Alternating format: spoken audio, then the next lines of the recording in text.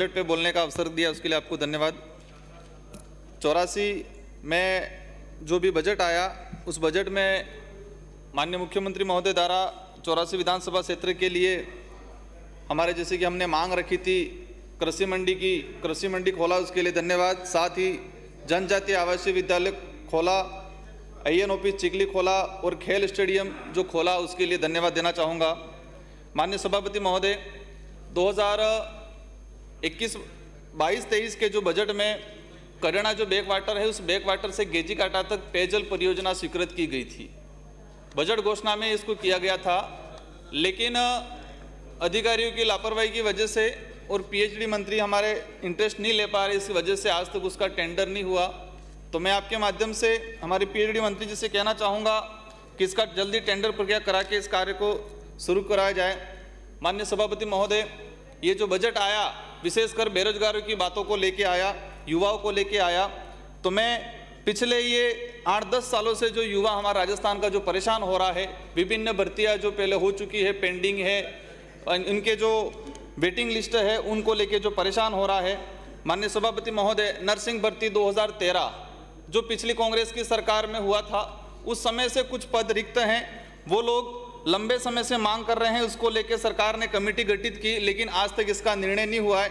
तो मैं चाहूँगा कि इस साल के अंदर नर्सिंग भर्ती 2013 के जो लड़के मांग कर रहे हैं उन मांग को पूरा किया जाए। साथ ही तृतीय श्रेणी शिक्षक भर्ती 2016 जो बीजेपी के शासनकाल में हुई, लेकिन हमारे अनुसूचित क्षेत्र के लिए जो पद स्वीकृत थे, इन पदों में से 500 पद आज भी रिक्त पड़े हुए हैं, पता नहीं इन पदों का क्या हुआ। तो मैं चाहूँगा कि जो रिक्त पद है उस पर वेटिंग लिस्ट जारी की जाए। माननीय सभापति महोदय, अनुसूचित क्षेत्र के लिए एक पात्रता राज्य के सदन को बार बार अवगत कराना पड़ता है, कई बार मंत्रियों को सरकार को अवगत कराना पड़ता है कि राजस्थान में एक यूनिट बनी हुई है शेड्यूल एरिया की। अनुसूचित क्षेत्र के लिए ये कई योजना अलग होती है, कई प्रावधान भी अलग है, रिजर्वेशन पॉलिसी भी अलग है। तो अनुसूचित क्षेत्र के लिए अभी राजस्थान में एक पात्रता घोषित किया गया, तो अनुसूचित क्षेत्र के लिए भी 40% ही रखा गया है। तो ये एक समान रखने की वजह से अनुसूचित क्षेत्र की 2 भर्तियों पे भयंकर प्रभाव हुआ है।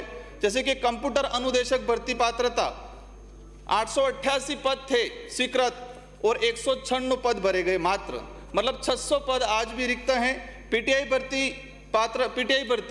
भर्ती में 647 पद थे और इसमें से 175 पद भरे गए हैं। ये 40% की जो बाध्यता होने के कारण कुल ये 1535 जो पद थे, इसमें से 1164 पद आज भी रिक्त हैं। तो हम मांग करेंगे आपके माध्यम से सरकार से कि रिप्ले में अनुसूचित क्षेत्र के लिए जो पात्रता 40 की गई है उसको कम करके जो सारे रिक्त पद हैं उनसे भरा जाए। माननीय सभापति महोदय, प्लेसमेंट एजेंसी के तहत जो लड़के लगे थे, ये मानते हैं, हमने मांग कई बार उठाई, राज्य सरकार ने इसको माना और CM साहब ने इसको स्वीकार किया और प्लेसमेंट एजेंसी के तहत जो शोषण हो रहा था उसको बंद करने के लिए उन्होंने सरकारी नीति और सरकार की एक पॉलिसी लाए। लेकिन इसमें यह किया गया है कि 2021 से पहले जो लगे हुए थे, मैं सदन को अवगत कराना चाहूँगा, इसके बाद ये सरकार 19 में बनी, 2021 के बाद कई लोग जो प्लेसमेंट एजेंसी के थ्रू लगे हैं, तो आज दिनांक तक जो प्लेसमेंट एजेंसी के थ्रू लगे हुए हैं उन सभी को इस पॉलिसी में रखा जाए। पहले CHO को लेके कोविड में इन लोगों ने काफ़ी मेहनत की, CHO और CHA दोनों ने, लेकिन उनकी जो मांगे हैं उनको नहीं माना गया है। मैं चाहूँगा इस बजट के रिप्ले में इनकी मांगों को पूरा किया जाए।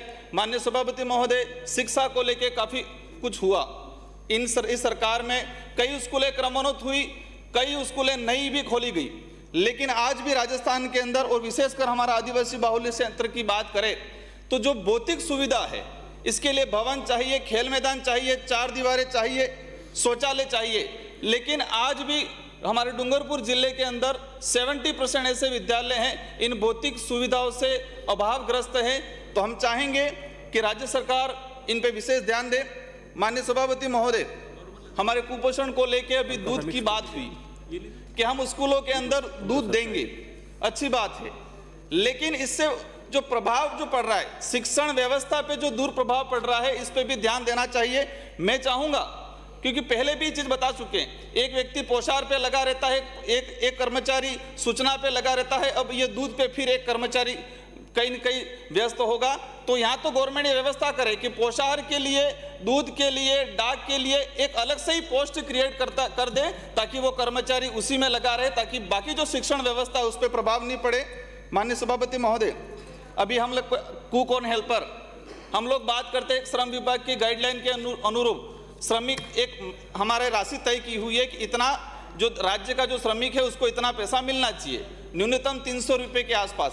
लेकिन कुक एंड हेल्पर हमारे जो विद्यालय के अंदर लगे हुए हैं, हम उनको 700-800 रुपया दे रहे हैं। जो महिलाएं 700-800 रुपये में अपना घर गुजारा महीने का कैसे करेगी, उनकी आमदनी बढ़ाए। इस रिप्ले में माननीय सभापति महोदय, 5वीं अनुसूची क्षेत्र जो हमारा है उसको लेके अभी बजट का प्रावधान हुआ। हम जब विधायक बने तब से हमने डिमांड की थी कि महाराष्ट्र पैटर्न की तरह राजस्थान पैटर्न लागू किया जाए ट्राइबल क्षेत्र के लिए, और राज्य सरकार ने पिछले बजट में अलग से ST/SC बिल लाने की बात की और अलग से राजस्थान पैटर्न लागू किया। उसके तहत 500 करोड़ रुपए का प्रावधान किया। उस बजट को इस बार 1000 करोड़ रुपए का प्रावधान किया। यह स्वागत योग्य है, लेकिन इसकी सही मॉनिटरिंग होनी चाहिए। हमें पिछले जो बजट था 500 करोड़ रुपया, हमारी जानकारी में नहीं है वो बजट आज तक कहाँ यूज हुआ, किसकी अनुशंसा पे यूज होगा, किस क्षेत्र में होगा। हमारा जो सुझाव है कि ये जो ट्राइबल के लिए जो बजट है, ST/SC के लिए जो बजट है, उसको विशेषकर शिक्षा और स्वास्थ्य पे इसको यूज किया जाए, ताकि जो ST/SC के लोग हैं उनको आगे आने में, मुख्य धारा में आने में मदद मिले। माननीय सभापति महोदय, अनुसूचित क्षेत्र में भर्तियों को लेकर काफी भ्रमजाल फैला हुआ है। कई न कई युवाओं के साथ, बेरोजगारों के साथ अन्याय होता है। माननीय सभापति महोदय, 2013 की अधिसूचना के आधार पे और संशोधित अधिसूचना 2016 के आधार पे अनुसूचित क्षेत्र के अंदर आरक्षण व्यवस्था लागू हुई है। मैंने कई बार लिखा है कि ये 2013 और 2016 की जो अधिसूचना है, आदिवासी बाहुल्य क्षेत्र के लिए एक काला कानून है। एक काला कानून है, इस पे सरकार गंभीर हो। एक भी भर्ती व्यवस्थित तरीके से नहीं हो पाई है। इसमें आरक्षण जो पॉलिसी है उसको व्यवस्थित तरीके से लागू नहीं किया गया है। माननीय सभापति महोदय, उस क्षेत्र का गरीब आदिवासी भी चाहता है मैं RS अधिकारी बनूं, IAS बनूं। राज्य सरकार RS अधिकारी तक का जो रखता है आरक्षण व्यवस्था पॉलिसी, स्टेट लेवल पे 12% मिलता है, और इस बार 2013 की भर्ती के 2013 की जो अधिसूचना है उसके आधार पे उन्होंने शेड्यूल एरिया के लिए अधीनस्थ सेवा की अलग से पॉलिसी लागू की। लेकिन जो उस इलाके का ट्राइबल है उसको जो सामान्य सीट है उस पर रोका गया, और स्टेट लेवल पे जो 12% मिल रहा है, इस 12% में भी शेड्यूल एरिया के आदिवासी को नहीं लिया गया। पिछली 3 भर्तियों के साथ इस पे किसी का भी ध्यान नहीं जा रहा है, और ये एक सरासर उस क्षेत्र के बेरोजगार युवाओं के साथ अन्याय है।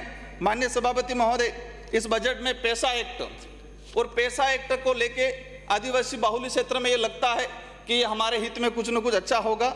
वन अधिकार अधिनियम, एक टास्क फोर्स गठित किया कि जो फॉरेस्ट में रहने वाला ट्राइबल है उसको वन पट्टा दिया जाएगा। पिछले 3 साल से मैं चिल्ला रहा हूं, हमारे अन्य साथी चिल्ला रहे हैं, और बजट में भी इसका प्रावधान किया जा रहा है। लेकिन नीचे वाले अधिकारियों की लापरवाही की वजह से जो फॉरेस्ट के अंदर ट्राइबल बैठा हुआ है उसको पट्टा नहीं दिया जा रहा है। वहां से ग्राम पंचायत से फाइल तहसील में जाती है, तहसील से पंचायत समिति में, SDM कार्यालय से, और वहां से वापस उसको ग्राम पंचायत में लौटा दिया जा रहा है। इसका कोई भी निश्चित समय नहीं है कि इसको पट्टा आवेदन करने के कितने समय में दिया जाएगा। 4 साल हो गए, वो पट्टे आज भी पेंडिंग है। माननीय सभापति महोदय, ST/SC कोर्स जो आया, हमने पिछली बार जन सहभागिता में अनुशंसा की थी, आज साल भर होने आ गया, लेकिन इस अनुशंसा का क्या हुआ कोई पता नहीं चला। माननीय सभापति महोदय, इस राजस्थान के बजट पे चर्चा हो रही थी, लेकिन कुछ दिनों से मैं देख रहा हूं कि ये केंद्र के बजट पे चले गए। तो मैंने कल देखा कि केंद्र के बजट में ऐसा क्या हुआ है, यहां राज्य के बजट की तारीफ नहीं करते हुए केंद्र के बजट की तारीफ की जा रही थी। देखा, ये लोकतांत्रिक देश है, उस बजट में के अंदर डिबेट और जो हमारे माननीय प्रधानमंत्री जी द्वारा जो कहा गया उससे देख के ये लगा कि लोकतंत्र के साथ हत्या है। उन्होंने शब्द कहा कि एक अकेला सब पे भारी। ये लोकतंत्र नहीं, तानाशाही आया है इनके अंदर, तानाशाही भावना आई है। ये पूरे देश के जो जनता है उस जनता के साथ अन्याय, एक उनके साथ एक छल कपट। शुरुआत में कहा मैं सेवक बन के काम करूंगा, लेकिन बनने के बाद, बहुमत में आने के बाद एक तानाशाही जो रवैया आया है, इस देश की जनता ने देखा है और आने वाले समय में ये एहसास कराएगी कि ये तानाशाही नहीं, ये लोकतांत्रिक व्यवस्था है। माननीय सभापति महोदय, उस बजट में डिजिटल इंडिया क्या स्थिति है हमारे देश की। हमारे देश के अंदर आज भी 70% के आसपास गरीब लोग हैं और हम कह रहे डिजिटल इंडिया। हमने फोन दे दिया लेकिन उस गरीब को इसका महीने का जो रिचार्ज करना पड़ रहा है, उस रिचार्ज का पैसा नहीं है और हम डिजिटल इंडिया की ये थपथपा रहे हैं। उस बात का डिजिटल इंडिया, हालत खराब है देश के अंदर। एक सर्वे आया अभी यूनाइटेड नेशनल डेवलप प्रोग्राम 2020 का, देश के अंदर 22 करोड़ आबादी आज भी गरीबी रेखा से नीचे है। और देश के अंदर एक सर्वे आया, एनुअल सर्वे, देश के अंदर 70% लोगों के पास परमानेंट रोजगार नहीं है। हमारा देश गर्त में जा रहा है और हम डिजिटल इंडिया की बात कर रहे हैं। माननीय सभापति महोदय, ये अर्थव्यवस्था देश का प्रत्येक आदमी अगर अपनी जेब में कुछ है और मजबूत है तो हमारे देश की अर्थव्यवस्था मजबूत है। लेकिन आज क्या हो रहा है, देश के अंदर 1 से 2% लोगों के पास देश की 70% संपत्तियां हैं देश के अंदर, और ये पिछले 10 सालों के अंदर हुआ है। देश की 70% आबादी बिल्कुल गरीब है। समाराम गरासिया। माननीय सभापति महोदय, हमको जो समय मिला है उस समय के अनुरूप हमें बोलने का अवसर प्रदान करें। माननीय सभापति महोदय, अभी हमारे सदन, हमारे बीच में से राज्यपाल महोदय चुने गए, असम के हम स्वागत करते हैं। लेकिन इसमें एक देखा 13 जो राज्यपाल नियुक्त किए गए, इनके अंदर एक ऐसे जज जिन्होंने उन्होंने ऐसे जो फैसले दिए जो कहीं न कहीं देश के अहित में थे। माननीय सभापति महोदय, हमें जो समय, हमारा 7 मिनट ही हुआ है, आप समय का ध्यान दें। माननीय सभापति महोदय, पूरा हो गया। माननीय सभापति महोदय, हमको जो समय दिया है उस समय में बोलने का अवसर प्रदान करें। एक जो जज, उस जज ने प्लीज उस जज ने 1 मिनट में अपनी बात समाप्त करें। राम मंदिर बनाने का फैसला दिया, नोटबंदी करने का फैसला दिया और उसको इनाम के रूप में ये दिया गया, ये कहीं न कहीं देश के लोकतंत्र को खतरा है। माननीय सभापति महोदय, माननीय अभी सीएम साहब ने धार्मिक स्थलों पर 30 से 50% की छूट की, पहले 30% को 50% किया। लेकिन हमारा बेणेश्वर मेला हुआ, उस मेले के अंदर डूंगरपुर जिले और बांसवाड़ा के जो आरटीओ अधिकारी थे, उस मेले के अंदर जाने वाले श्रद्धालुओं को परेशान किया।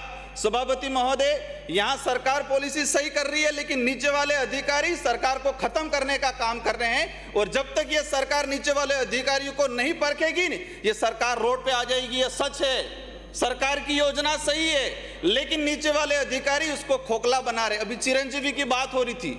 माननीय सभापति महोदय, पिछले बजट में हुआ चिरंजीवी दुर्घटना बीमा योजना, डूंगरपुर जिले में मात्र 1 व्यक्ति को अब तक मिला है और ये अधिकारियों की लापरवाही की वजह से ये चीज नहीं हो रही है।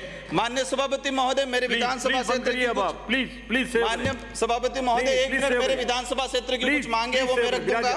चिखली में न्यायिक मजिस्ट्रेट न्यायालय खोला जाए। माननीय सभापति महोदय, मेरे विधानसभा क्षेत्र की कुछ मांगे। माननीय सदस्य प्लीज सेव